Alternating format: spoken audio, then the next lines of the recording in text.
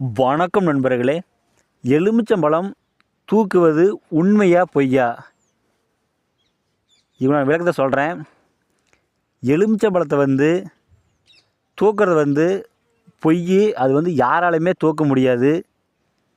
குரலை வச்சு தூக்கலாம், குடிச்சாதனை வச்சு தூக்கலாம், எச்சினி வச்சு தூக்கலாம் அப்படின்னு நிறைய பேர் சொல்லுவாங்க.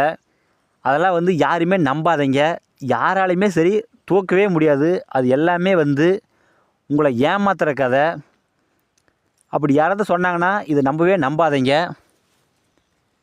மற்றும் ஒரு தேவதை நீங்கள் தீட்சை எடுக்கிறீங்க அப்படின்னா அந்த ஒரே தேவதையை நல்லா வலுவாக பூஜை பண்ணி நல்லா ஸ்ட்ராங்காக வச்சுக்கோங்க.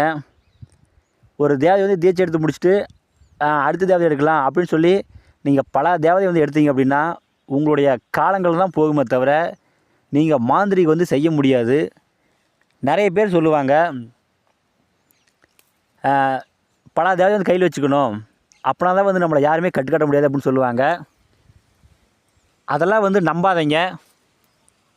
ஏன்னா ஒரே தேவதை நாம் பூஜை பண்ணி வலுவாக பூஜை பண்ணி அதுக்கு சில சூட்சும ரகசியமெல்லாம் இருக்குது.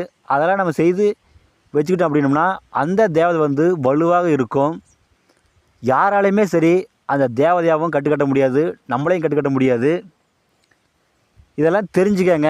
ஏன்னா பல தேவதை நீங்கள் சித்தி எடுத்து உங்கள் நாட்களை நீங்கள் கடக்காதீங்க.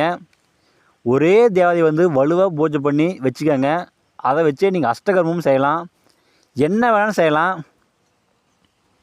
நீங்கள் பல தேவதை சித்தி எடுத்தீங்க அப்படின்னா உங்களுடைய காலம்தான் போகுமே தவிர நீங்கள் மாந்திரிகம் செய்ய முடியாது.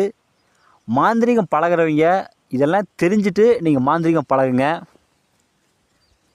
மாந்திரீகத்தில் உங்களுக்கு எந்த டவுட் இருந்தாலும் சரி எனக்கு ஃபோன் பண்ணி கேளுங்க, கண்டிப்பாக நான் சொல்கிறேன்.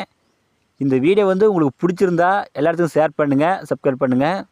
மேலும் அடுத்தடுத்து நல்ல வீடியோ நான் போடுறேன். நன்றிங்க.